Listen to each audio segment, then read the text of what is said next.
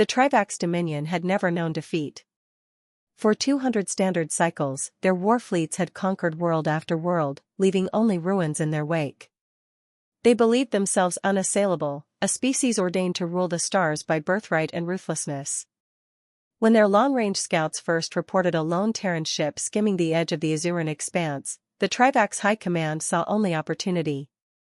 Humans were notorious for aggression, but this vessel was alone, unescorted, an easy prize to dissect and study. High Strategist Krethzal reviewed the holographic projection of the target, a wedge-shaped craft bristling with unfamiliar weapon pods.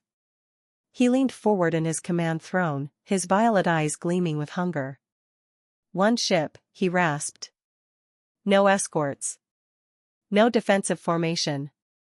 His adjutant, a slender officer clad in dark carapace armor, nodded quickly. Yes, strategist. They call it the Aegis Dawn. Records suggest it is a science vessel. Krethzal allowed himself a predatory smile. Then let us teach these upstart primates what becomes of those who wander into our territory. The trap was laid with precision. From the cloaked hangar of the Dominion flagship Vrax Talon, 10 spearhead cruisers unfolded their wings of ionized metal.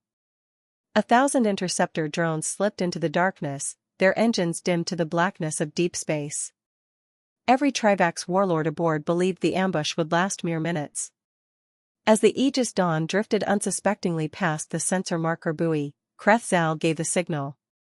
In an instant, the darkness erupted with light, missiles screaming toward the Terran hull, energy lances flaring in elegant arcs.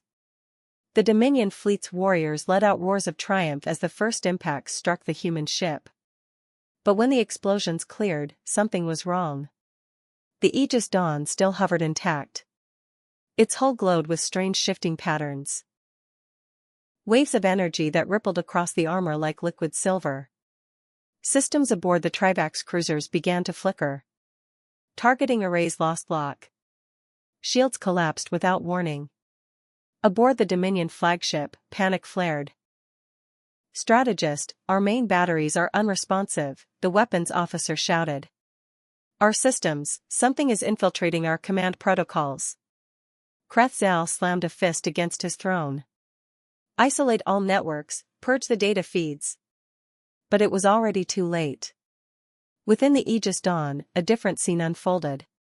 Commander Helen Voss, clad in a slim adaptive combat rig, watched the readouts calmly. Her crew were not scientists but Terran Special Reconnaissance Group, trained for deep infiltration. She lifted her visor and studied the projection of the Trivax fleet, now visibly disoriented. Engagement protocols? Her tactical officer asked. Voss's voice was cool as vacuum. Level 7 countermeasures. Let's show them why no one attacks a Terran ship. All across the Dominion formation, the Aegis Dawn's counter-intrusion systems deployed like a viral storm. The Terrans had learned in 100 clandestine conflicts that the best way to break an enemy was to turn their own strength against them. Every Dominion cruiser's targeting suite flickered and realigned. Their cannons rotated in perfect unison, locking not onto the human vessel but onto each other. Krethzal's scream of denial was drowned in the roar of autocannons tearing into friendly hulls. For a moment, the stars themselves seemed to vanish behind the fire. The Trivax cruisers convulsed under their own barrages, decks folding inward, atmosphere venting in boiling clouds.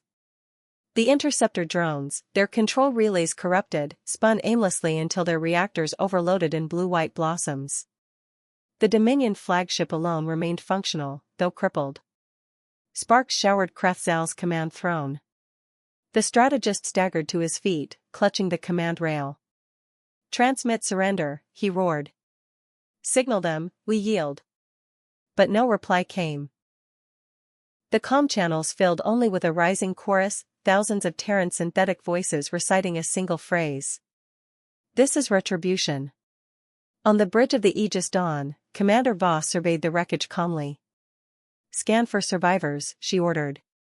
Broadcast recovery warnings to the other Dominion fleets. Make sure they understand this was a proportionate response. Her tactical officer hesitated. Ma'am, we could finish them. Destroy the flagship. Voss turned her gaze back to the fractured hull drifting before them. For a moment, she considered the history that had led to this. Decades of Terran ships vanishing into Trivax territory. Entire research teams captured, dissected, erased. No, she said finally. We're not here to exterminate them. We came to remind them, humans are not prey. Aboard the Dominion flagship, Krethzal sank to his knees. Around him, the bridge lay in ruin, smoke trailing from every panel, the crew stunned by the speed of their defeat. On the cracked viewport, the Terran ship turned slowly, its engines igniting in a smooth blue glow. For the first time in his life, Krethzal felt true fear. He understood now what every Dominion strategist had dismissed, that the humans were not merely aggressive, but methodical. They did not revel in conquest, but when threatened, they responded with a swiftness and precision no empire could withstand. The Aegis Dawn disappeared into hyperspace, leaving the wreckage adrift. In the weeks that followed, every Trivax warlord received the same recording. A single human vessel, outnumbered 20-1, unshielded and alone, had broken the Dominion's most decorated fleet. The message concluded with a simple advisory, encoded in Terran Standard. Consider this the final warning. Any further aggression will be answered in full. On 1,000 Dominion worlds, the lesson spread like wildfire. Children were taught to fear the pale-faced primates from the blue planet. Warlords who once boasted of inevitable conquest now spoke in hushed tones about the humans' hidden technologies and their unshakable resolve. And in the dark vaults of Trivax High Command, strategists pored over sensor logs, trying to understand how their perfect ambush had become a perfect rout. But no simulation, no archive, no ancient prophecy could change the truth. They had underestimated humanity. They had struck first. And they had paid the ultimate price.